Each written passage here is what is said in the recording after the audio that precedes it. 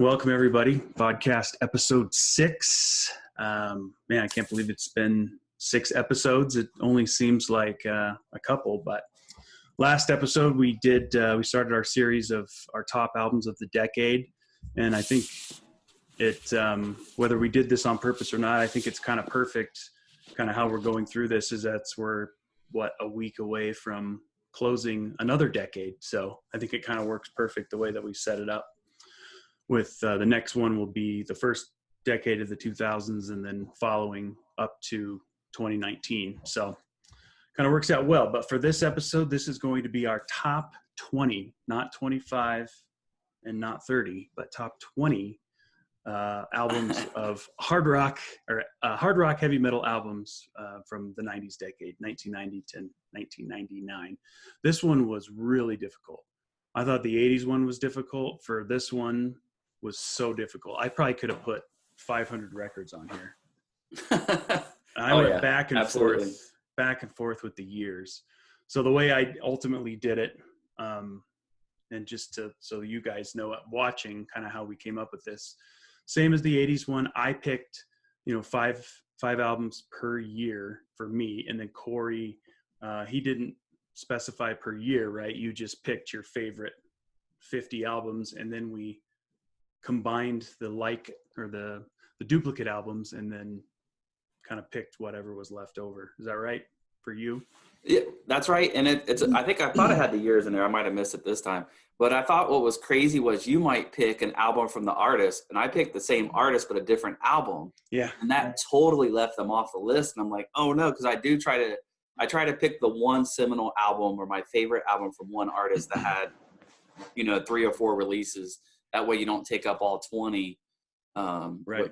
with the one artist. But yeah, I thought that was a pretty good system. I like how you worked it out and match them up to see who we have the same. And how many was it this time?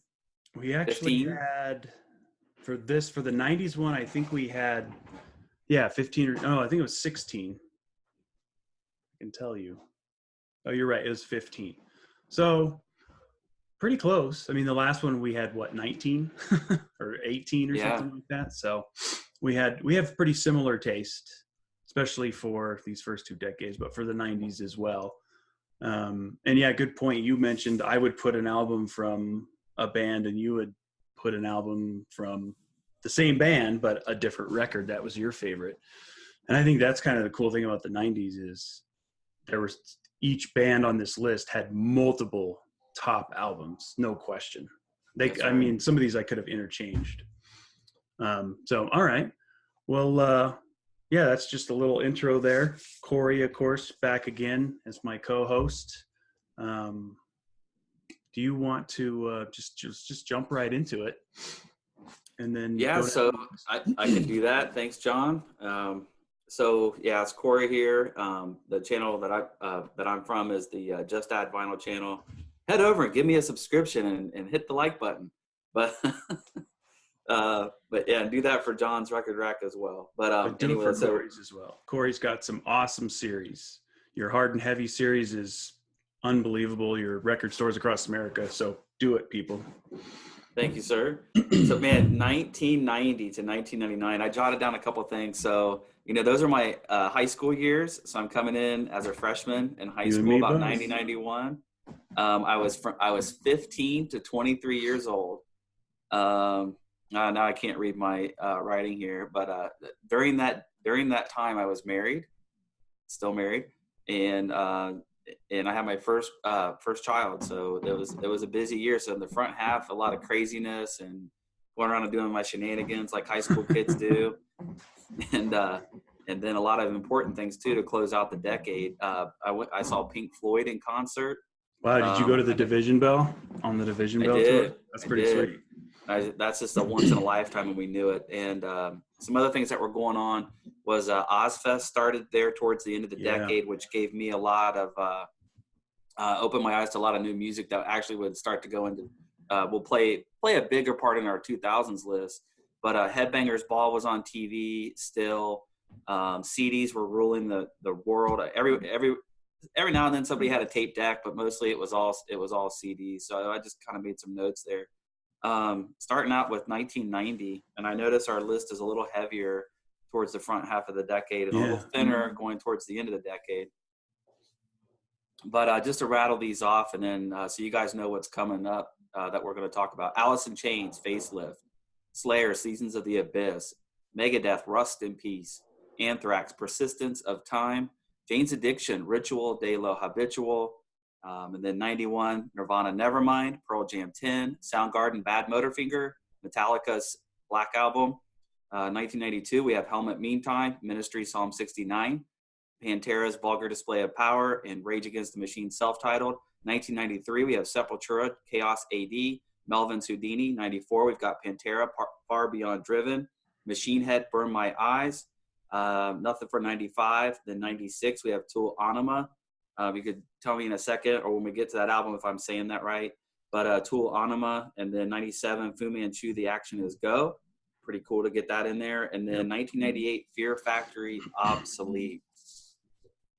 And then, we didn't have anything for 99. 99 was empty. That's right. Wow. Yeah, it's, again, killer list.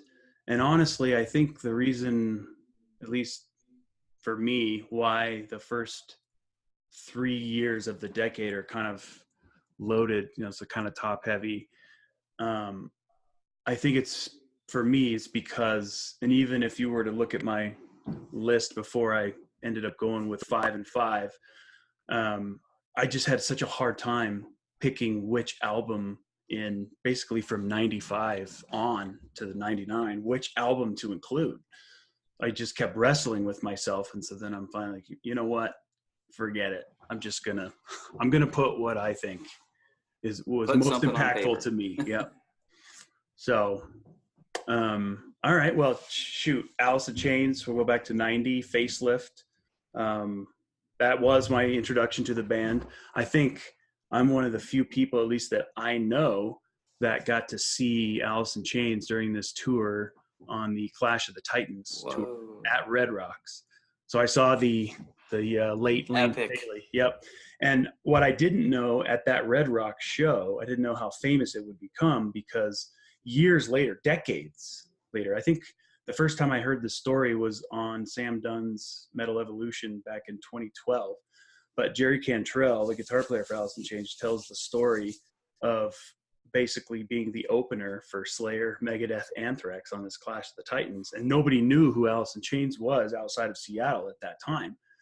And they would go on, depending on who, I guess they switched up the headliner every night, but a couple of the shows, during the tour, they would open up for Slayer.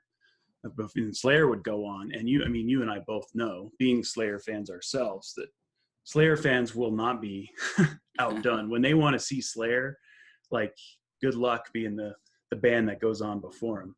But yeah, Cantrell has told that story, how the Slayer fans were just raining bottles and beer cups and throwing like full jugs of water and just throwing stuff, just pelting the band nonstop during that Red Rock show. And then they got pissed, right? I think Staley got pissed and started picking up the bottles and hucking it back at him and like flipping them off. Crazy thing. So the show ends and they walk back out to their tour bus, and there's a bunch of Slayer fans basically leaning up against their tour bus, waiting for them to come to the tour bus. And the way Cantrell explained it was like, oh no, here we go. We're going to get our asses kicked by these Slayer guys. Let's get ready. And they walked up, and the Slayer guys, or the fans, basically were like, hey man, you guys didn't wimp out. You guys are all right. And basically get a beer or whatever. And then it's kind of, legendary story now, but that was at Red Rocks, and I was at that show, and I remember Alice in Chains. I don't remember them being pelted with stuff, but maybe that's just from where I was sitting. They weren't, but I wish I could say that I thought that I knew that Alice in Chains was going to be the next thing, right? They were going to be super influential, but honestly, I didn't really think one way or the other. I thought they were good. I thought they were a little weird at the time because I remember Lane had like these half his head was shaved and the other half had like these dreads hanging out the side. So, and then of course, 3 months later, Man in the Box is on MTV and blowing up, and then everybody is all about Alice in Chains. But anyways, so that's my introduction to Alice in Chains Facelift, and then I went right out, of course, bought the CD after I saw the Man in the Box video. Your thoughts on Facelift? Oh man, when that so my buddy, we were kids together. Adam Allerton, his older brother, introduced me to Alice in Chains. He had the cassette tape, and it was a little bit different than everything else. So he had this. I still remember this day. He had like those loaded up racks of, not racks, but like the Case Logic things. Oh yeah, and he had the Scorpions and just all kinds of classic rock and heavy rock, hard rock. And I remember him saying, "Hey, check this one out. This one's, it just came out," and popped in the cassette deck, and their home stereo there just blew that moment, Scaries. Yeah, right off the bat, man. Just the riffing, and I was just like, this is incredible. I didn't realize it was kind of we were on the dawn of a new age or a new era. I just thought it was the heaviest, darkest music, and I was like, this is great. I kept going back to that tape. But in 1990, it was in a big mix of different kind of hard rock and metal that I was listening to. So I didn't know what was going to happen. But looking back, that album is, kind of our, I don't know. I don't want to start. I was getting ready to start throwing out some Beatles, but it was definitely a cool period. And to have that cassette and start talking about Alice in Chains with people scratching their heads like, who? Alice, what? I remember his dad asking me, what in the world is this band about? What are you talking about? Right. And it was just awesome. The last thing I'll say about that album, and this is my personal opinion, but I believe that, and it's not like they tried to do this, they didn't know it was going to happen, but I believe that Alice in Chains prepared metal audiences for what was about to happen in Seattle. I honestly do, because they were the first. Of course, Soundgarden released their first major label record the year before, and then Alice in Chains released, of course, Facelift in '90, well before Nirvana and Pearl Jam released their major label records. Was that Ultra Mega okay, or? No, that was Louder Than Love was 80. Louder Than Love. Yep, and then Ultra Mega okay was 88 for Soundgarden. But this album, in my opinion, I think it basically set the stage for what was about to happen in Seattle. Because I don't think metal audiences, especially coming from thrash metal, would have taken to like a Nirvana Nevermind, for example, as quickly as they did, had they not already been prepared for what was going to happen. And I think Alice in Chains set the stage for that, because they were the first band to get a gold record and kind of hit it big, if you will. So interesting. Yeah. That's obviously my take, but if you don't believe it, then you're just dumb. All right. So let's move on. Slayer, Seasons in the Abyss. What did I tell you a week ago? I was going on and on about Rain and Blood and South of Heaven when we were doing the 80s one. And then I think it was last week, I texted you and said, I think Seasons in the Abyss is my all-time favorite Slayer record. And I came right back with agree. So I stand corrected, because you immediately said, no, it's their best. And honestly, I can agree. There's not a bad song on that record at all. And they kind of slowed down a little bit. I mean, definitely there is the fast thrash stuff, but they kind of introduced a groove almost into their sound, right? I think just about every song has a breakdown in it, a la Pantera. But yeah, gosh, I remember seeing the Seasons in the Abyss video all the time on Headbangers Ball. And that was the first time that was their first video ever, I think. They didn't make any videos in the 80s. And I don't recall knowing what they looked like up until that point. So yeah, absolutely no radio play, no video play up to that point. I remember there was a premiere. I think that I missed the premiere, but I think there was a premiere with Slayer on it and doing that. Oh, really? Like a world premiere? Like, yeah, one of their world premiere things. Yeah, MTV's. That's I fun. think I have a VHS clip of it, but man, just a phenomenal album. And I know like a lot of people will disagree with us because it was a little, like you said, it's a little slowed down. But I just the writing. I mean, obviously you can go and name the songs that are not on that album that are just classic Slayer songs. But an album that I connected with, and like we talked about in the last video, I wasn't fully into Slayer yet.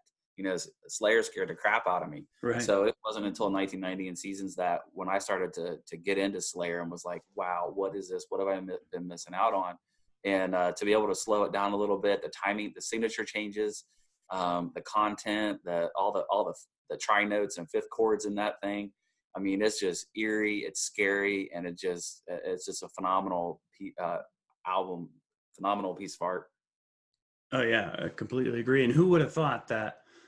I mean, you have like Slayer releasing an album and a lot of other metal bands that released killer albums that year. Who would think that a year, 2 years later, that metal would be out of fashion, right? You would not have known it was on its way out, especially with thrash when you have Slayer releasing such a strong record at the beginning of the decade. That's right. And you know, it's not like on New Year's Day, 1990, it was all over. You know, it takes a little while. Right. You know, the decades kind of bleed over a little bit. It is kind of funny when you think about different things in the past. Like you start thinking, oh, was that 1989 or 19? Was that? And then you look and it's 1982, and it's like, whoa, what happened? Right. But yeah, it takes a little while for the things to shift there. And you know, we're not talking about these albums, but we start closing the door on 1990 and going into 91 with like Guns N' Roses' Use Your Illusion, and you look how they just snuck that in. I know. Just before Nirvana's Nevermind. I mean, that thing would have never, if Nirvana Nevermind, which we'll talk about in a second, maybe I should save that. But if that had come out even just, what was it, just a matter of months? I don't think Use Your Illusion would have sold like it did. Because Use Your Illusion came out in July or I thought it was 91 or 90. Yeah, I want to say it was 91 for sure, both of those. But I think it came out in like August. It came out over the summer. I remember getting those CDs over the summer. Yep, I bought 2 and my buddy bought 1. But I didn't mean to talk about Illusion, but great. Since we don't have that on our list. But anyway, how do we change? Look at the stack of albums for 1990. You want to get us going on the next one? Yeah, we can get just to round it off: Megadeth, Rest in Peace, Anthrax, Persistence of Time, and then of course Jane's Addiction, Ritual. All 3 classic albums. So I don't really think we need to say much on those. Or you can, if you have anything to say, or we can just move on to 91. I'll just share a specific memory getting Megadeth, and I don't know if I was a little late to it because I didn't go to the music store. It actually came in through BMG, so I don't know what the delay was. I don't know what the delay time was to when it was released in stores. I don't remember there being a lot of media. I don't know if you do or not.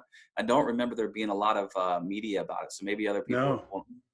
You don't either. So I don't remember seeing it in the record stores or talked about too much. You know, my buddy was like, "Oh, there's a new Megadeth coming out," and I remember looking at the catalog order sheet and putting the numbers in to get the Rust in Peace, and then it showed up with my pack of like 5 CDs or whatever. Right. And then I put on the headphones. I had the Sony Discman. And it was just phenomenal. It was just, I was calling my buddy at like midnight, like, are you hearing this? This is incredible. I love the CD. It had the little nuclear symbol on it. It was yellow. And it just, I forgot about that. I just couldn't believe the music. I was really into it. I do remember going, leave it was school the next day. I mean, I don't know hopefully that timing matches up, but I do remember going to school, and then like there were some of my friends that didn't like it. And me and my buddy Andy were looking at each other like, are you kidding me? This is phenomenal. But Rust in Peace, of course, like you said, there's not really too much to be said for it. So I just wanted to share my own experience. And I love looking at the cover and the lyrics. I mean, I was able to see Megadeth in 2010 where they did Rust in Peace from beginning to end. That's right. I forgot you went to that. It was just, it was, fantastic album, a lot of good memories, and still holds up to this day. And a lot of the younger generations coming in have a lot of respect for that album.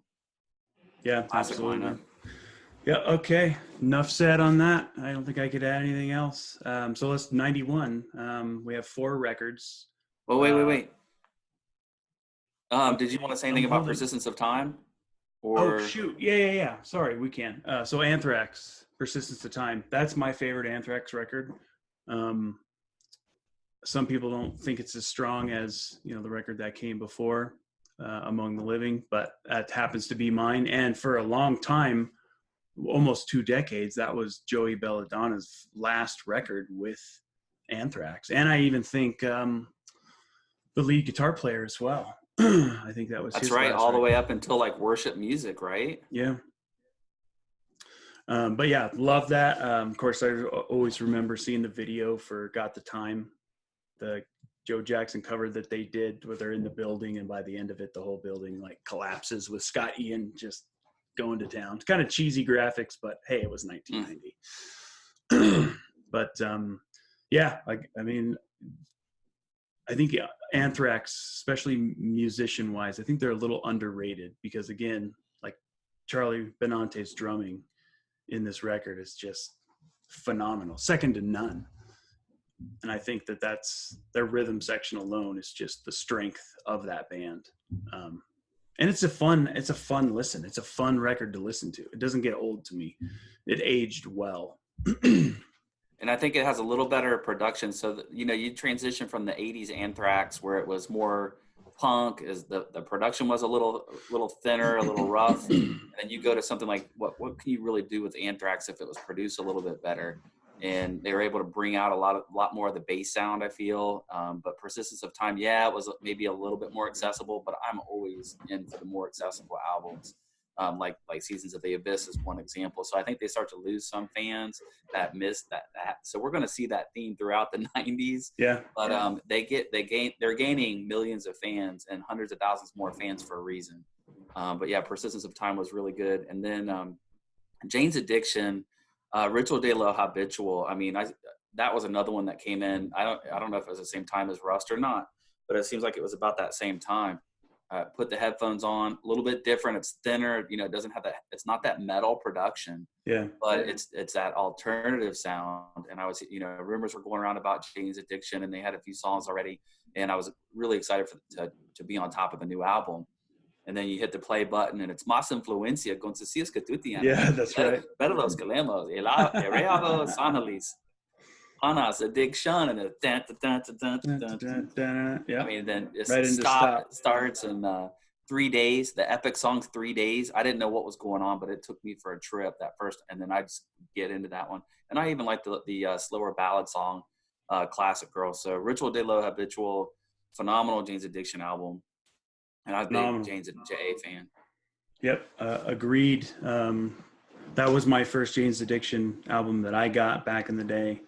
And you already mentioned a bunch of the classic songs. Of course, probably their most famous song, if it's not Jane Says from the previous album, it would be Been Caught Stealing from this album. So classic. Yeah, not to mention that song. So one of my brothers was into the underground, so I was able to start hearing about Red Hot Chili Peppers, Jane's Addiction, and things like that just a little bit ahead of time. So like the Mountain Song and Jane Says and things like that, I was starting to hear that and was ready for the new release there.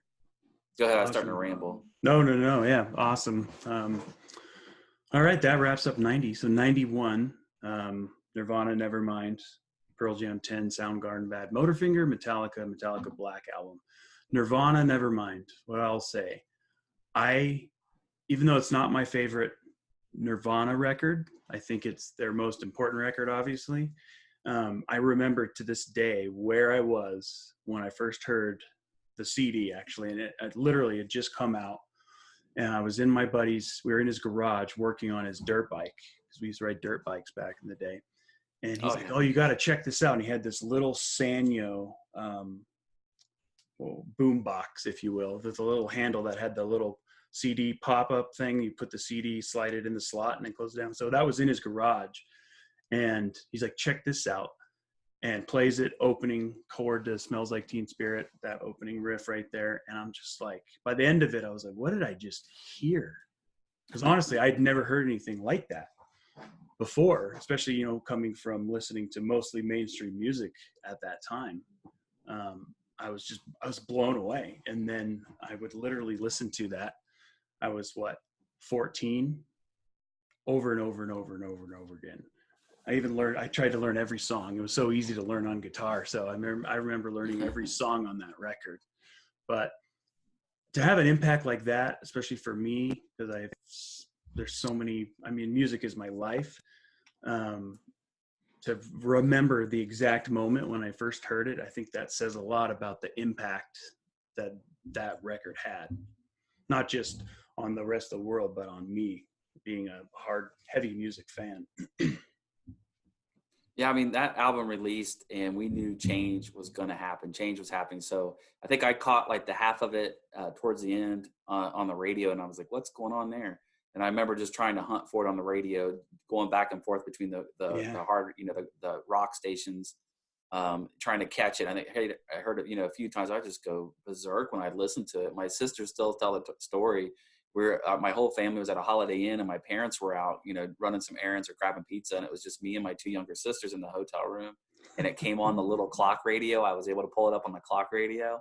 And I just trashed the hotel room. And I guess they were like, serious? They were like sitting on the floor in the corner, like, what is he doing?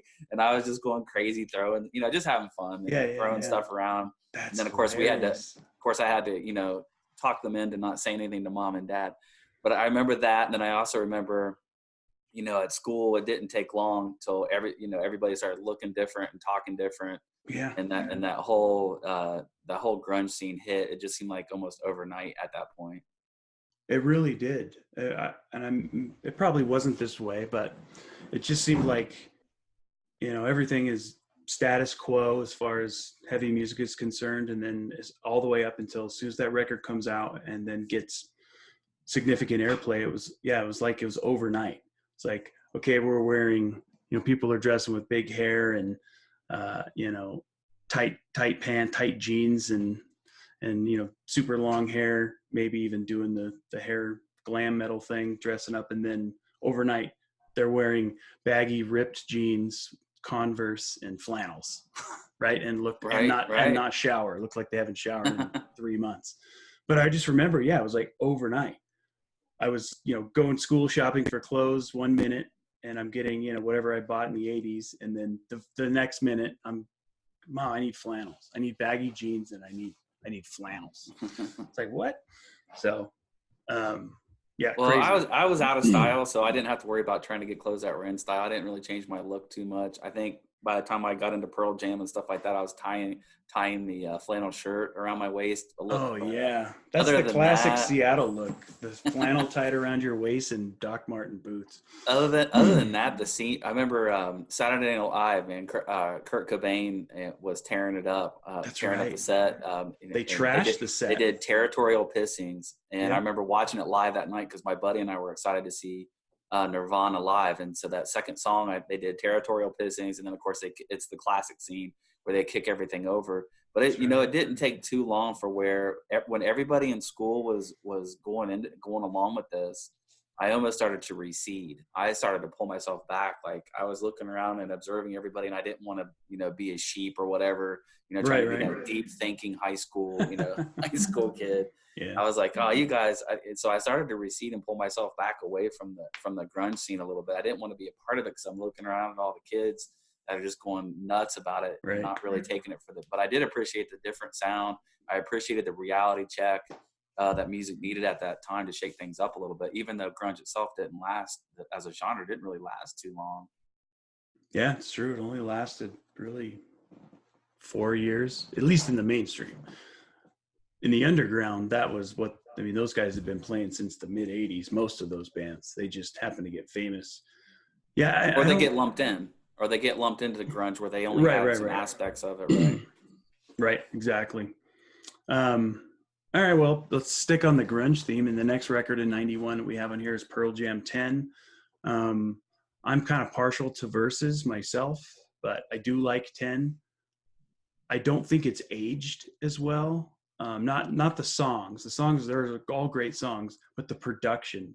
10 has that super, big 80s rock or metal production where the drums are really big, gated reverb on the snare and just a huge sounding record. And then Versus, the record that would come out 2 years after this for Pearl Jam, is like right here in your face, right? The production's like boom, So I personally think Versus has aged better from a production standpoint when compared with modern day music. But yeah, Pearl Jam 10, phenomenal. And then they were lumped into the grunge scene, but they're completely different than Nirvana and all the other bands.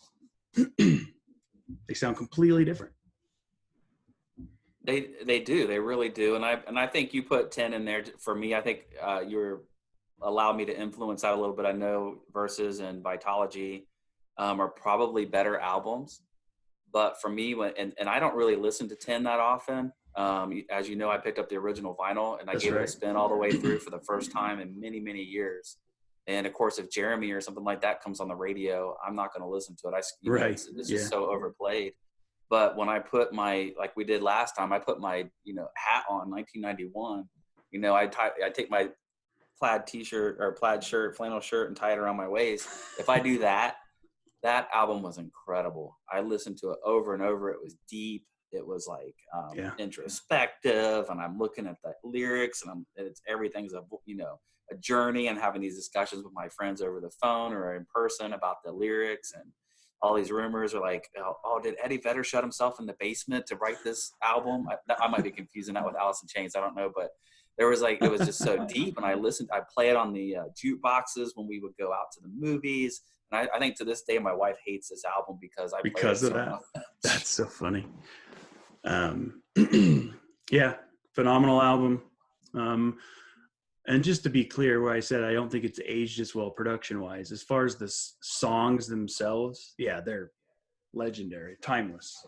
Even though I don't need to hear Jeremy or Alive anymore, I still like Even Flow. So that never got me. Cool. But yeah, Live and Jeremy, I don't need to hear those songs anymore. But I mean, all those songs were on that one album, which is crazy. Garden, Ocean, yeah, Release, Once. Yep. So, all right, next one, Soundgarden, Bad Motorfinger. What can I say about Soundgarden? One of my all-time favorite bands, and this is one of my all-time favorite records. You listen to this record and you tell me that if this sounds like grunge, whatever that is, or does it sound like metal? To me, Bad Motorfinger is a metal record. It is heavy. The crazy time signatures that they play in. Talk about a phenomenally gifted band. And I think Bad Motorfinger was a good way for it was a bridge album for Soundgarden's career. It was a good way to transition from their kind of underground, post-punk, hardcore thing, leanings that they had going, right? And then they get Bad Motorfinger, that's their first platinum album, and that kind of bridges to the next era of Soundgarden, which, of course, is super unknown. So I think there's aspects from both eras of Soundgarden in Bad Motorfinger. And I mean, the first three songs on the record, Rusty Cage, Outshined, and Slaves and Bulldozers. And then I think maybe Jesus Christ Pose. But I mean, super heavy. What a way to kick off an album. Just one after another. So. And I think you talked me into giving up, Super Unknown, record. That album may be a little more polished, or they may have come into their own. But like to your point, with Bad Motorfinger, they're still a little rough around the edges, and sometimes those are the exciting albums to catch when they still have something to prove and a lot more to say. But Bad Motorfinger, incredible album, and I really like the reissue package with the whole phenomenal spark plug, theme and the etch side, and it sounds great. And and I wonder if they did get all four songs. I know they got the first four on that side. I believe on that side one. Yeah, I know for sure. It's the first three are for sure all radio hits. Yeah. But then also too, so you could find refuge with Soundgarden.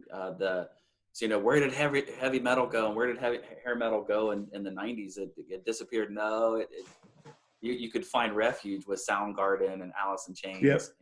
And even though they're part of the Big Four, Seattle Big Four, but like you said, that's a hard rock album. That's a heavy metal album. I mean, you tell me they're not influenced by Black Sabbath listening to the riffs in that record. I mean, if you told me they weren't, I'd tell you that you're high, because I mean, you can hear it all over that record. Riffs galore.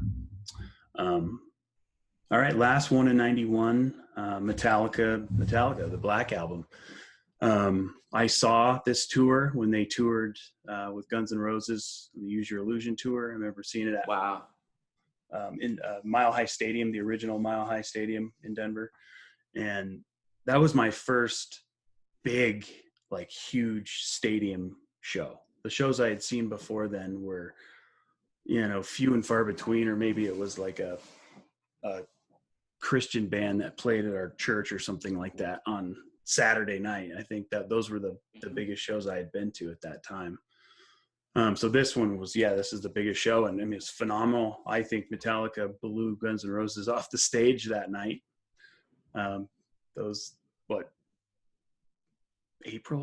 May of 91. I still have the ticket stub somewhere, but not a whole lot to say about the Black Album. That obviously signaled a change in Metallica, the sound and the direction they were going to go. And I don't care what anybody says. I like the Black Album. I think it's a great album. I think it's a metal album, and I think it's different than thrash, right? But I don't care. If the diehard Metallica fans don't like that record, and they'll, look down on me being a metal fan if I like that record. I don't care. It's a great record. It's not only one of the all-time highest selling records. I think it's up to like 17 million or 20 million copies or something crazy. So it's a phenomenal record. There's just all the songs are good. It's heavy. The Hetfield's vocals are amazing. I wish he still sounded like that now. That's true. But yeah, Black Album, that when that came out, I saw them the year after that, but it was highly anticipated, and being able to tour, on Kill 'Em All, Lightning, Puppets, and the EP with Jason Newsted. Me and my buddies were huge Newsted fans. When that album came out, there was just so much anticipation, and picking it up and dropping it and listening to it and just the drums were massive.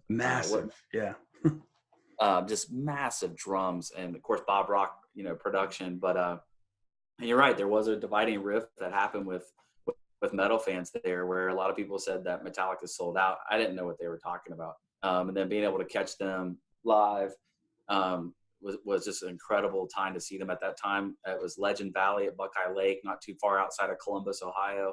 You could drive up. We went with friends. You could drive right into the parking lot. It was a field. And then you walked in, and we got there really early, and someone had dropped a T-shirt on the ground. And so I was able to pick up a T-shirt because I was broke. I was already spent all my money on tickets. Yeah, free. Someone had dropped it on the ground, and we had pushed our way up. So it hadn't packed in yet. We were there a little bit early. Metal Church opened. I don't know if I said it was like 92. Metal Church opened, and we pushed our way up towards the front to where we were, I don't know, probably and by choice, we didn't want to go any further up. We were like 8 or 10 rows back from the front left. Wow. Left stage. So when Metallica came up, Newsted was right there. Wow, that's amazing. The first time I had seen Metallica. And so the whole opening with Ecstasy of Gold and the backstage video made it look like they were backstage getting ready to come out on stage. Yeah. I remember that. I hadn't seen or experienced any of that yet. The only thing I had seen was, like Cliff 'Em All on VHS and some different things. And of course, wearing out Justice for All on tape. But to see them live was, and I just lost it. It was just a great night. Lots of memories that night. I think my ears are still ringing. I think I have tinnitus from that concert. From that show. That's funny. But Newsted just owning the bass. That album was and you can hear it. Yeah, you can hear the bass. So yeah, they didn't do a whole lot off of Justice for All. They did like a Justice for All medley. And of course the 35-minute long version of Seek and Destroy. But that's just an incredible album with Black. And then when did the whole VHS or DVDs come out where that was all the back behind the stage stuff where they were recording Sandman? Oh, you're talking about was that with Binge and Purge? Yeah, that was live shit Binge and Purge. Yeah, that was on that. That was a lot of fun. Lars coming in late. The whole band's there practicing. Lars is strolling in like 2 PM. Yeah. They had the dartboard with Kip Winger throwing darts. Yeah, I was just going to mention that. Duck hunting with James Hetfield. I mean, it's just like hanging out with the guys. And right. So I always thought Metallica, they were, I don't know. They're a band of the people.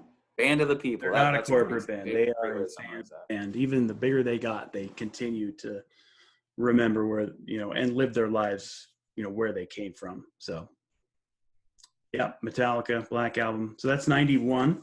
92 is, again, this is another top heavy list, 4 in this one. So that's what?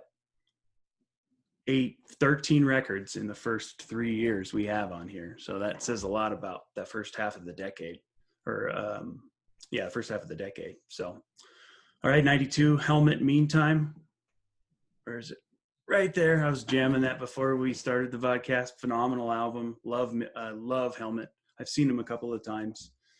I didn't see him, of course, during that time, but I saw him, in the late 90s. I think when they were touring on Betty, which was the album after this. Which is a great album, too. Yep, agreed. Ministry, Psalm 69, or it's been called a number of things. The Way to Suck Eggs, right? Something like that.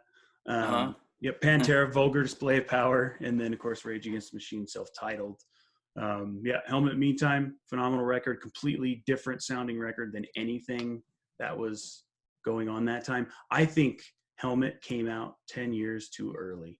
I don't think people were ready for that kind of post-metal, post-rock, hardcore thing that would become popular in the first decade of the 2000s, the metalcore thing. I don't think people were quite ready for Helmet, in my opinion. I think they would have come out in late 90s or 2000s. I think they could have ridden the new metal wave, even though they're not new metal. They could have, I bet you they would have got lumped in with that. That's really interesting. And remind me, I forget where Helmet was out of. Was it Massachusetts, New York? Were they from New York? Yeah, they're a New York band. New York. But yeah, Paige Hamilton and Helmet, just an incredible band. Their newest album kind of missed. I was glad they're together. A couple people have come and gone in the band. But definitely the first 3 were just incredible albums. And Meantime was just awesome. I remember going to my buddy's house. We went down to the basement where his older brother has he had one of those brooms that takes up the whole basement. So he was like the cool older brother, and he had comics and he had vinyl. You never even saw vinyl. Posters of Jimmy Page on the ceiling, and we would hang out down there and screw around maybe once in a while, try and sneak a beer or something like that. But he had the weight bench down there, right? So we'd go lift weights and stuff. Listen to Unsung and lift weights. Listen to Unsung. So he popped in Helmet, and I was like, yes, I need to get. I think I dubbed it off of him right then. It did like a tape to tape dub, and just love the band. It's stripped down, not quite punk, but I just love the energy. Unsung. It has a lot of other tracks on there. The opening track is good. I like that whole album all the way through. And then Unsung even made it on some of the radio. Yeah. The underground radio, Bubba the Love Sponge, Z-Rock. And there was those other stations were starting to emerge that played a little more edgier music, and Unsung was getting out there. Yeah. And that was the first time I heard Helmet. I heard Unsung on the radio. I don't remember where it was, or what year it was. But yeah, phenomenal.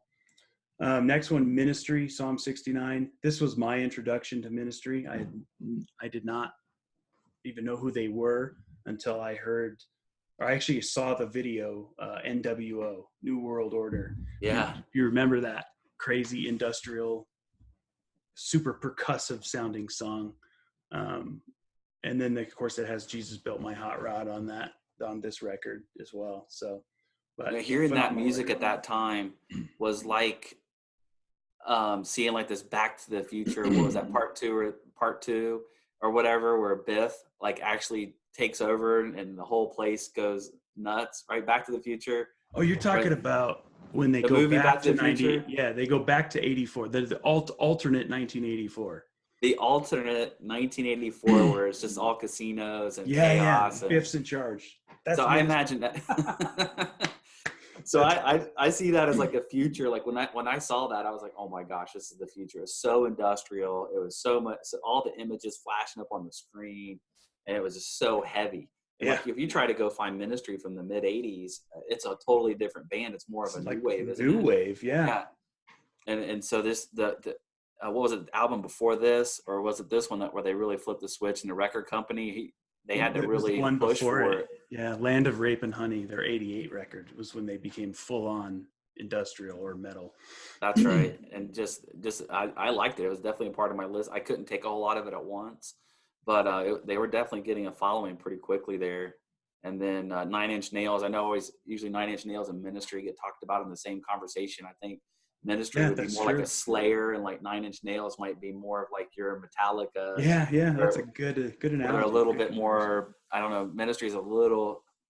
I feel like if you put Ministry and Nine Inch Nails in a room and they had to fight it out, and I think Ministry would come out on top. I would agree, and it's no secret that, and he's never, made this a mystery that Trent Reznor worshipped Al Jorgensen for Ministry. That was his idol coming up in the business. I mean, he wanted the Nine Inch Nails to be Ministry. Of course, he took it, in a further different direction ultimately, but classic record, and definitely unique for the time period. All right, next record on here, another one of my all-time favorite bands and all-time favorite records, Vulgar Display of Power, Pantera. Wow. First time I heard this, oh yeah, I mean, the cover sums it up. From the first song, which is Mouth for War, I just remember thinking to myself, this is the heaviest thing that I've ever heard. And to think that Pantera would go even heavier, I don't even see how that's possible, but they did after this record. But all Pantera's classic anthem songs are on this record: Mouth for War, Walk, This Love, A New Level. I mean, wow. Phenomenal. A New Level's on that? Yeah, it's the second song. Sorry, I had a brain yeah, freeze. No worries. But I think Domination is my favorite Pantera song. I know that's on Cowboys. And I know Cowboys, I was fighting for that one to get on the list here. But when you look at Vulgar Display, I mean that was just incredible. And then the videos that were hit, Walk, I mean, it was just insanity. And like you said, it just destroys you. And I was able to see I was fortunate enough to see Pantera live and just watch it was the first time I've ever been in a circle pit. Yeah. Where there was two hurricanes in the crowd, like these two hurricane like circle. I used to describe it as hurricanes before I knew it was called circle pit. But I kind of ran in the outskirts of it, ran around a little bit, and then got out just to say I was in there. But Pantera live and then Walk, I mean, it was just phenomenal. And I've been known to play Metallica to rattle the pictures off the walls. So just a lot of respect for Phil Anselmo, and rest in peace, Vinny and Dime, and it's too. And I know we're going to talk about. I don't know. Next, they'll come up again under a different incarnation as far as Damage Plan, but it's too bad how that whole thing kind of fell apart when they just dominated the '90s. Dominated, and they kept metal relevant for the mainstream. They were carrying metal on their back. Yep. At that point. We as metalheads owe Pantera a lot for just keeping their, and they didn't care. They didn't give a crap about anything else that was going on around them. They just wanted to have a good time and play their music, and that was their music. And so that, a lot of diehard Pantera fans out there. And then of course, the whole flip the switch thing at Cowboys. Before that, they get a lot of crap from a lot of people. Like, oh, they were a glam band, and they never took them seriously. Right. Those people are really missing out on a lot of good music. Just to hold on to an opinion. If you listen to early Pantera, aside from that first record, Projects in the Jungle, I think they're especially Power Metal, the first record with Anselmo in the late '80s. They don't sound like hair metal or glam metal. They do not have that sound. They were, you could see Dimebag's influences even early on. Like they sounded more thrashy to me, maybe borderline traditional heavy metal thrashy to me, Pantera before, in the '80s. So yeah, I don't understand why people give them a hard time. Although I've heard Vinnie Paul multiple times back in the day in interviews, basically refer to Vulgar Display and Cowboys, or Cowboys and Vulgar Display, as Pantera's first two records. He doesn't even acknowledge the '80s records, which is kind of strange, but Yeah, nothing left to say about that. Heavy as can be, great songs, classic band. Last one in 92 is Rage Against the Machine. They're self-titled and their debut. Phenomenal record. I didn't get into Rage Against the Machine until probably Evil Empire, to like 95 or 96. I never really thought one way or the other about them. But then when I heard it, man, what a, they along with probably maybe Faith No More and the Chili Peppers, they took hip hop influences and meshed it with hard rock and metal. Rage Against the Machine did. And it actually worked, right? It still sounds heavy. It's not cheesy. And Morello is just, he's a technician on the guitar, man. And he has an odd sound, but it works in Rage. He's like a DJ, right? Instead of scratching, he's using his guitar rather than scratching on turntables. And then of course, the whole record, it's obviously they're a politically charged band, and from the opening track all the way to the end, they don't, unrelenting, kind of the whole anarchy thing. So what an incredible album. Like you said, start to finish, and then an amazing, like all four of them together making those sounds is just incredible. And it was something different on the radio. I remember hearing that on the radio for the first time, and it was just blowing me away. And I think it's either right before that or right after that, I don't think I know who I was listening to, sitting at the cafeteria table at school, and the kid across from me was writing Rage Against the Machine or something on his notebook. And I was like, who's Rage Against the Machine? And he's looking at me like, you don't know who Rage is? You better get hip to that. It wasn't long after that I was like, oh yeah, this is just a lot of memories cranking that up in the car. And then Morello, yeah. I just can't say enough about that. The album, that CD, the CD, and probably the record too, was mastered by Robert Ludwig. That's right. Ludwig, if you want to. Yeah. But Bob Ludwig, not only did he master that, I mean, it sounds phenomenal. It has, it's not brick walled. If you can get an early first pressing of that CD, it just sounds phenomenal. And not only that, he's been interviewed as saying that's one of the albums that, or one of the bands that, or one of the albums that he's mastered or produced. Mastered, that he's proud of. He said it's one of those top of his lists. Yeah, that he's work that he's proud of when he was asked about it. Wow. Like, you have to dig up the interview clip on YouTube, but he cites Rage Against the Machine self-titled as one of his works that he's really proud of. Up there, like I think with like Led Zeppelin too. Yeah, I mean that's hot mix. Crazy. Yeah, I'll definitely look up that interview. I'd love to see that here and talk about that. Definitely hard to find a first pressing of that record, although the music on vinyl version that came out a few years ago sounds phenomenal. I've never heard an original of Rage's first album, but I imagine it probably is close to sounding that way. So I had a sealed copy and I sold it. Probably got good money for it. I couldn't open it. It was sitting there. It was sealed. I was going to crack it open one day. I was going to do it as part of my sealed to revealed. And it was going to be like the sealed to revealed. And it was going to be a big deal. And then not a lot of people were watching my video series on that. So it was kind of taking the motivation away to do something like really great. So I was like, it was going to be, and then I just looked at it, I can't open. And then the anniversary, the 20th anniversary came out. And I bought that. I listened to that album, and I thought it sounded phenomenal. And a lot of the comments and stuff backed it up. And so I was a little bit hard up for cash, so I did let it go and sold it. But it got pretty good money out of it. Oh, I bet. Yeah. Wow. All right. That's end of 92. Moving on, 93. This is, we'll get faster going through these just because there's not as many albums moving forward in each of these years. But 93, classic year for hard rock and heavy metal, in my opinion. But Sepultura, Chaos AD, and then, of course, the Melvins with Houdini. Chaos AD was actually the first Sepultura record that I had. I was not aware of them prior to this record. And this was probably their last full-on thrash sounding record, right? Because after this, they would go heavier, and then what's his name would leave. The main guy would leave right after this.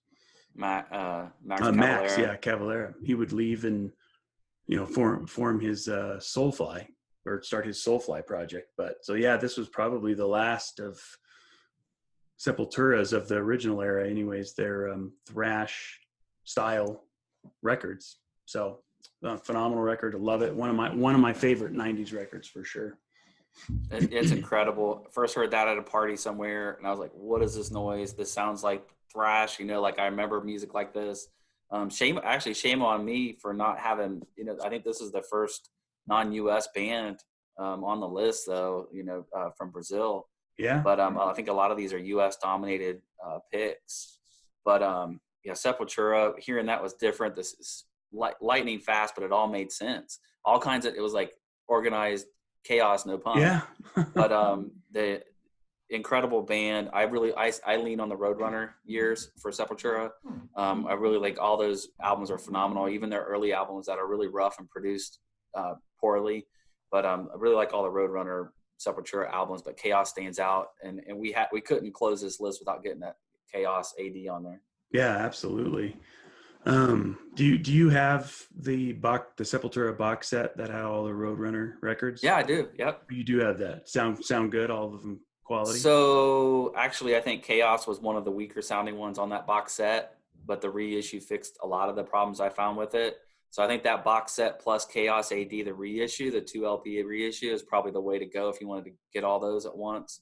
But the Chaos on the box set is still pretty bad. It's pretty thin. That's too bad. Yeah, I do have the 25th anniversary KSAD. Yeah, the 2 LP set. Last one of '93, the Melvins, Houdini, classic band, classic record. In my opinion, the Melvins are one of the most influential heavy bands ever to exist. And we already know their influence on grunge. They arguably are the first grunge band or whatever you want to call it, but also they would have a little bit later in the 90s, they would have a massive influence on the sludge and kind of some of the doom stuff, with just how heavy and slow and fast too. They could do anything. But I just remember seeing the video, and I think it was on 120 Minutes, the MTV 120 Minutes when I saw. Oh yeah, 120 Minutes, yeah. For Honey Bucket, which is like the second or third song on here. But I just remember Buzz with his crazy hair, just headbanging, playing in like a pig pen or something on a farm, just going crazy.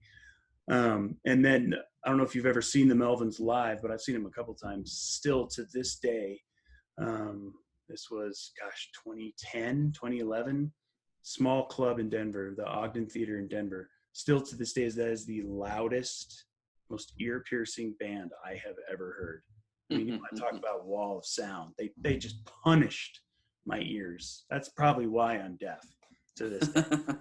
Because that record, they were just so loud. And phenomenal bands, super influential, and that's probably Houdini's probably their most accessible record in my opinion. Which is where and why I usually sign up. I mean, when they're more accessible, I'm glad Melvins made Houdini, or I wouldn't have gone back and started to go back into their back catalog. Love Houdini, but was it Stoner Witch and Lysol and all of those? They're so different. They don't care about anybody. You see, they truly are the one band I think that has never sold out. And you're right. They're true to their fans. They only have limited final releases, and once they issue them, that's it. They're gone. Done. And they're gone. The fan loyalty, the fan base makes a lot of sense when you get behind a band like Melvins. It's just you like the band just because the fans are so passionate. Yeah. And then even trying to find their CDs, original CDs are hard to find. Super hard. But Melvins, man, Houdini was just incredible, and that's another Honey Bucket, Night Coat. Those songs will just make me lose my mind. So just a killer album. I was really glad because that was a top Grail list to try and hunt that bad boy down. And finally, Third Man Records reissued it, and now I think Music on Vinyl's reissued it. I think I want to pick that one up too because my Third Man ended up getting a scratch on it. So I'm either going to get another copy. Now you can get it for $20. So glad I didn't pay like $250 for it. But do you have an original? I don't have an original. I do have an original Stoner Witch and Bullhead. But I don't. I of course was excited when the Third Man record came out. I thought it was kind of a noisy pressing to begin with. It just wasn't very clean sounding record. And I mean, of course, cleaned it multiple times. But the music on vinyl version, yeah, which came out last year or 2017, in my opinion, that's the pressing, aside from an original, that's the pressing to own.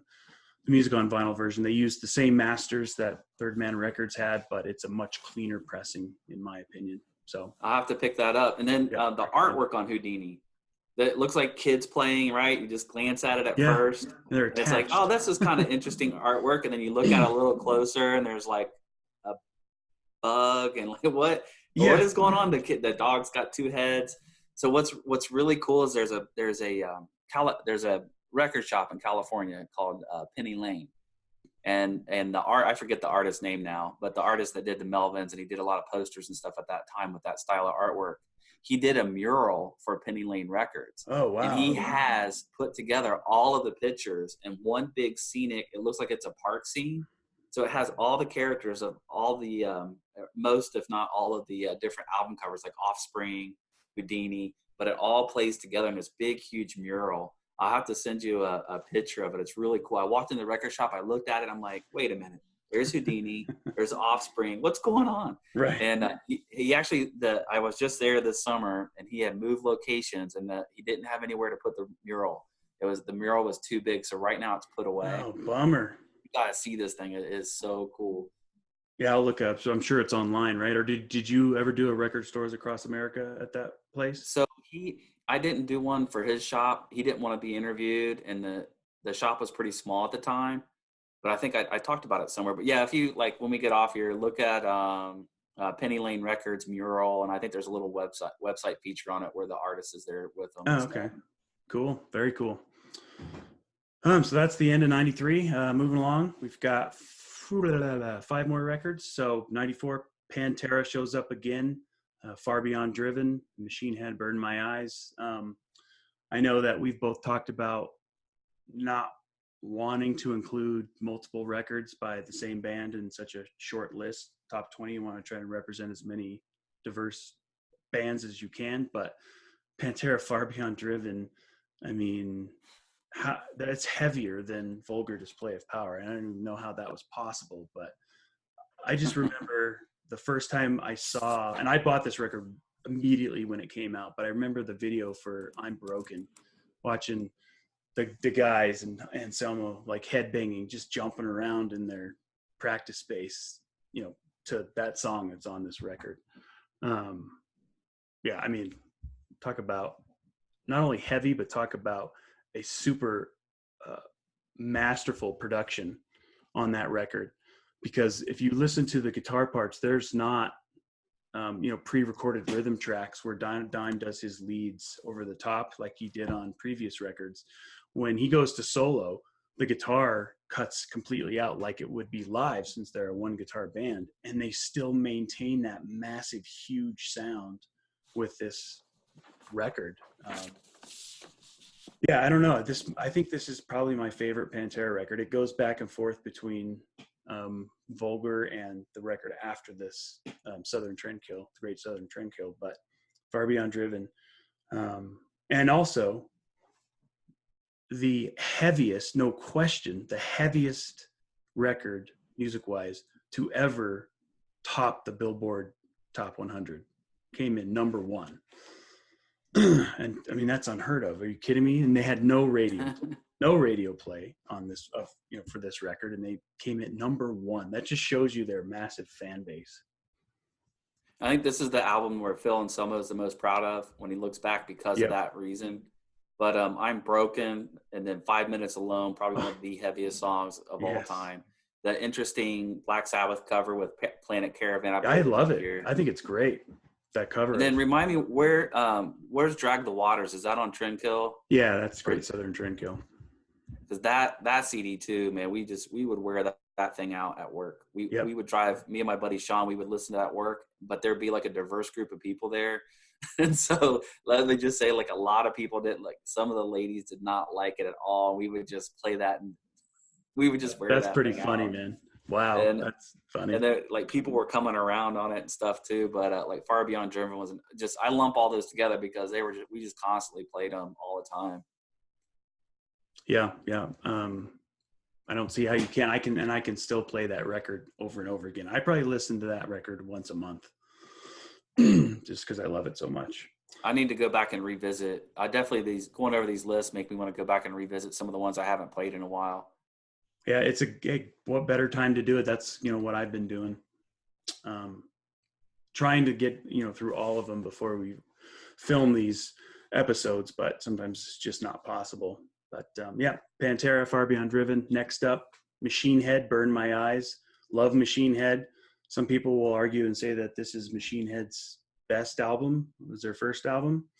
Talk about a classic breakdown with Davidian, the opening track on this record, and super heavy. And you know what? Machine Head, yeah, they had a little bit of maybe a Pantera thing going. You can see he was influenced by Dimebag for sure, but they definitely had their own thing going. Talk about a completely different sound that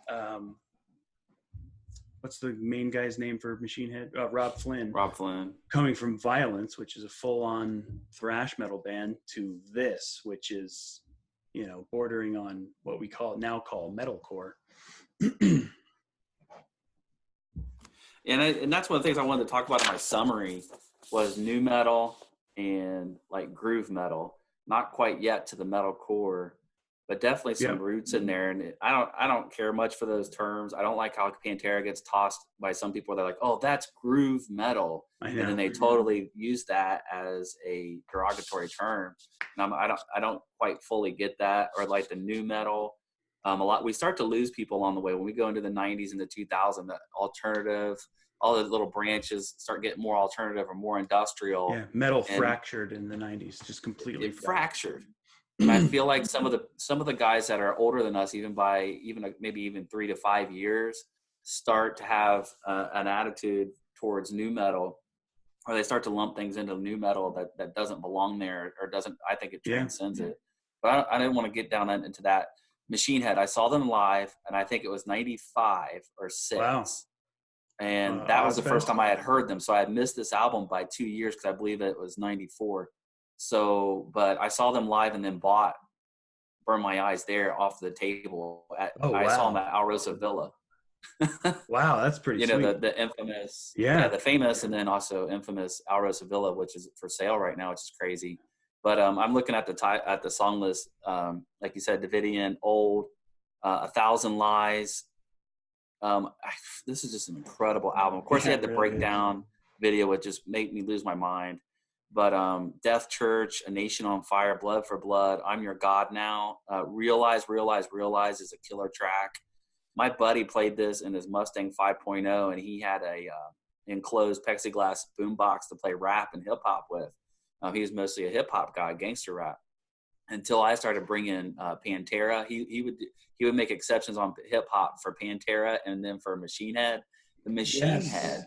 Yeah, he's a metalhead now too, still to this day. But we would play this, and we would drive by, or we'd be hanging out in parking lots, out of like Pet Boys and different things like that, just kind of hanging out. What stuff you did before the internet. Right. And he would have more bass. Everybody would come up and be like, man, that's an insane amount of bass you have in your car. What is that? What are you listening to? And it's not like bass track 3. It was Machine Head. Burn My Eyes. That thing had more bass in his hatchback Mustang. Oh yeah. Heavy record. Super heavy. Any gangster rap. But Rob Flynn, he's been catching a lot of crap lately, or on the internet. I notice he gets a lot of crap thrown at him. I know some of their albums between Burn My Eyes and like Unto the Locust is pretty good. I fell off. I know there's Blackened. Yep. I stopped listening to Machine Head, but I've still been checking in here and there. But I really feel like that album is probably where it's at for me for right now, just because of the memories and because it was shattering a lot of stuff back then when in '94 metal was pretty hard to find. Right. Unless you were underground, which I wasn't. Like you watch a Scott Waters video. I mean, he was aware of like massive amounts of metal still going on. I didn't have access to that kind of stuff. Right. I wasn't aware all that was going on. So Pantera and Machine Head was keeping me going, Yeah, absolutely. All right, 95. We don't have any records, believe it or not, from 95. That doesn't mean that there were no good ones in 95. There was a ton. We couldn't find a spot for it. So moving on to 96, we have our first appearance by Tool with Anima or Enema. I think both ways, just because of how it's spelled, Aenima. So both pronunciations are correct. God, Tool. What can I say about Tool? They're legendary. They have a massive following. This album's arguably their best album. I'm not sure if it's my favorite album of Tool's because I like all their albums, but I'd say this probably put Tool more on the map because this is when you started hearing their music is on rock stations or hard rock or classic rock stations. Yeah, they started playing what age? Yeah. So, yeah, phenomenal record. That's all you had? That's all I got. That's yep. it? That's all you got? Over to you. I'll turn it over to you. I'm trying to pull up the song list, but I'm just gonna put that away for now.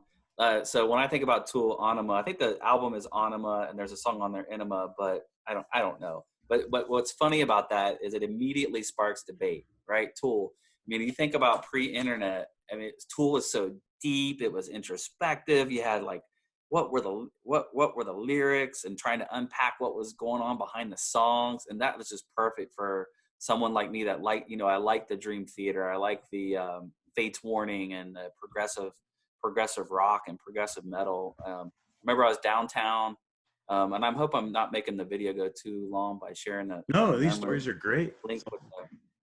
So I'm downtown at Used Kids Records, and I was asking, I think I was asking about, more stuff like Nine Inch Nails or Ministry, and they said, have you heard of Tool? It's pretty industrial. And that's when I heard Undertow for the first time. And I bought into Tool hook, line, and sinker right off the rip with Undertow. And then Anima came out, and it was just taking it to a whole nother level. Just like you, and that was such a great way to put that. It's not my favorite Tool album anymore than it was, absolutely, but it's probably their best, but not my favorite. But there was just so much to unpack there with that music, and then the progressions, the music. It was hitting me where I wanted to live intellectually, and just so much. And then the internet age kind of ruined it a little bit. Yeah. But it was always fun getting in arguments about people with it, and people were Tool fans could be pretty rabid, and so don't argue with a Tool fan. Tool fans are in a league of their own. I thought I was a Tool fan. No other band matters. That's right. Yeah. What's the meme I saw recently? It was like the Earth has been around for 4.5 billion years, and you exist at the same time as Tool. I thought I was like, that sounds like a Tool fan right there. Right there. It sounds like a Tool, but no, I bought into the band. I still have a lot of respect for them, and the music that they create is just phenomenal. And yeah, we've figured them out. You can figure them out now in this day and age. 2019 going on 2020. Of course, you can pick it apart. You can dig in the internet, and you can see where Maynard probably didn't even have a lyric. He just made a sound that rhymed sometimes. And yeah, somebody's gone in and they figured out what all the songs are and where inspiration was from. And so it makes the band smaller. It makes the album smaller. Right. But I really enjoyed the breath of life that they got again. Breathed new life into the band with Guitar Hero. Oh yeah, that's right. Forgot that. Guitar Hero came out and opened them up to a whole new generation, which I think helped them get a lot more momentum going. That's right. I forgot. But I know a lot of people a lot of my friends, except for you, can take or leave Tool. But man, I've always appreciated the band, and I still haven't seen them live yet, so I hope to do that sometime. Yep, phenomenal. You got to do it. I'd say any heavy metal fan, hard rock fan, should see, whether you like them or not, or whether they're your favorite band or not, you should see them live. Phenomenal live band. I saw them at Red Rocks 2001, 2002, somewhere around there. So that'd be awesome. Just don't bring your cell phone. No, because you're gonna get it taken away by Maynard. Didn't he put a dude in a chokehold or something like that? I didn't hear that. And then took his cell phone and threw it into the crowd. because the dude jumped up on stage and was like with his phone, like filming the band. I think it's on YouTube. And Maynard came over and did like one of his jujitsu I was gonna say, because at things. first I'm thinking, my first thought is like, I hope this guy wasn't too big, and then I remembered him from being on Joe Rogan that he's into the jujitsu stuff. Yeah. And So Maynard why knocked wouldn't him you want to down. be that kid? Because that would be, if you're that kid. I mean, what a great story! You got your cell phone ripped away from you, and then you get to sue, so you get to probably cash out a little bit. I mean, what and a you get to great tell your story. friends. Maynard gets publicity, and people stop bringing their cell phones out. That's a win-win. Right? You're like, yeah, I got my ass kicked by Maynard James Keenan from Tool, and he threw my cell phone into the crowd. Yeah, that's a good T-shirt. Yep, Tool, Anima. Nothing left to say about that. Phenomenal record. Two more. So 97, we have one. That's the band Fu Manchu, the kind of stoner metal, stoner rock band from Southern California. This was their third record. The Action is Go. This is the ultimate skateboard record, in my opinion. If you just listen to it, listen to the songs. And I know now why, skaters back in the day, they loved Fu Manchu. And obviously, if you listen to their lyrics are, they don't talk about day-to-day stuff. They don't talk about girls and love songs and this and that, or, they don't have gory lyrics or anything like that. They don't talk about smoking weed. They're all like sci-fi. All the lyrics are science fiction related. In fact, I heard an interview with Scott Hill, the main guy, who said that Planet of the Apes, the original Planet of the Apes movies with Charlton Heston, were a big influence on this particular record and their whole career. So, and this was the first record with their now lead guitarist, Bob Balch, who is a buddy of mine, happens to be a friend of mine. But yeah, this was his first record in the band. He told me that he's like 10 years younger than the guy. He's our age. He's like early 40s, like 42, 43, 44, something like that. And all the other guys are in their, early to mid 50s. So he said he literally graduated high school. He was working at a guitar shop. The bass player, who's still the bass player to this day, would go in there. So he sort of knew him, and he's like, hey, our other guitarist quit. We need a guitarist. Do you want to come try out for the band? Because he knew that Bob was a huge fan. So he literally went and tried out with the band. He went and hung out with them first, he told me, and then he went and tried out, and he got the gig right away. So graduates high school, records an album, and then goes right on tour. It's like not even able to catch his breath, right? Just like that. Perfect. Yeah, and now they're still around, still touring. They still release awesome records. But this Fu Manchu, The Action is Go, full of riffs. There's so many classic Fu Manchu riffs in this album. It's not fair.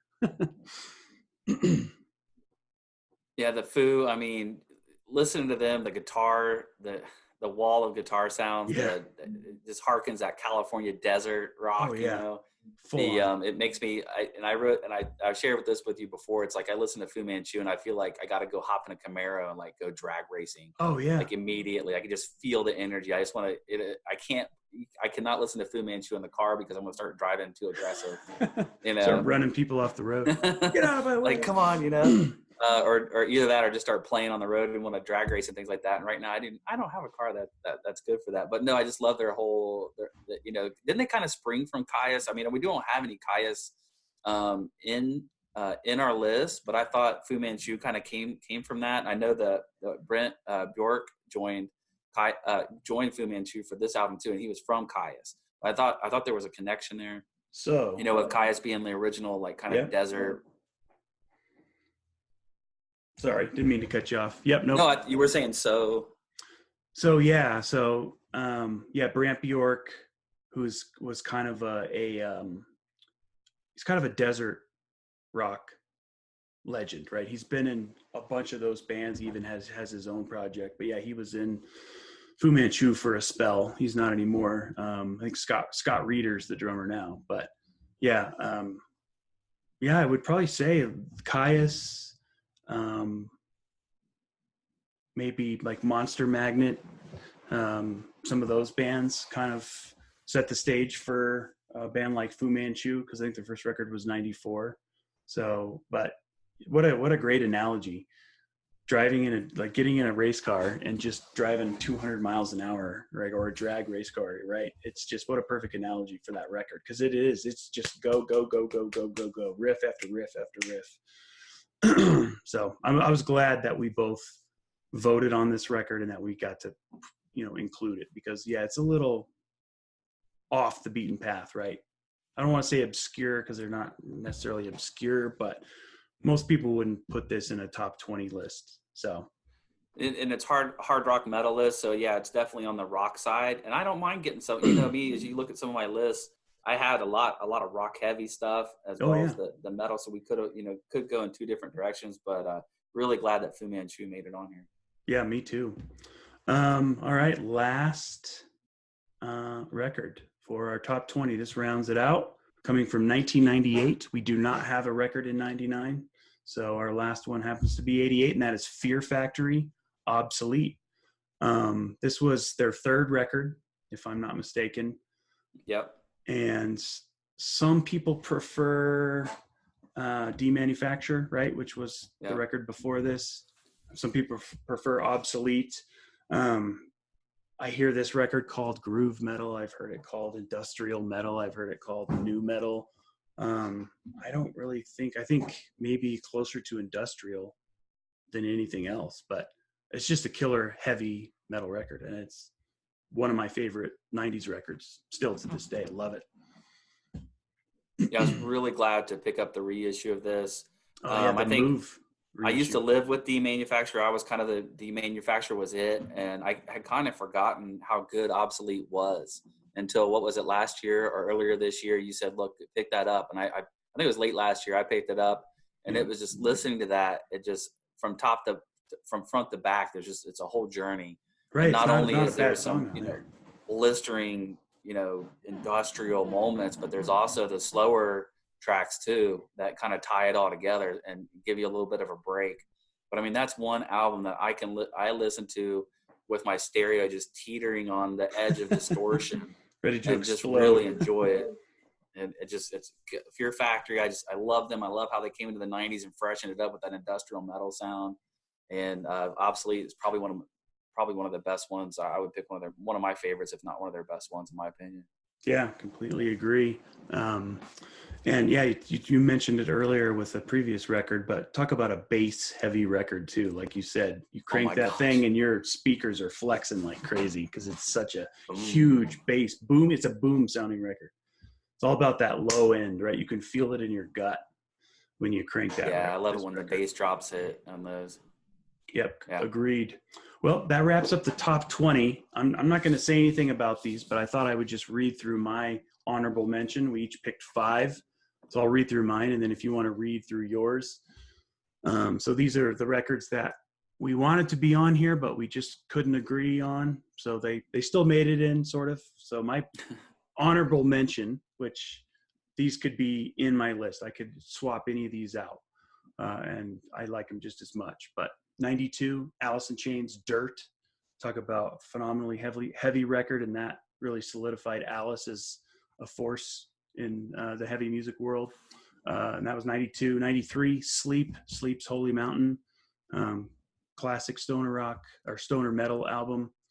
Death, Individual Thought Patterns. That, along with the 2 records before this, Leprosy, are my favorite Death records. Amazing technical death metal record for sure. And then 94, Caius, Welcome to Sky Valley. We just mentioned Caius. It's my favorite Caius record.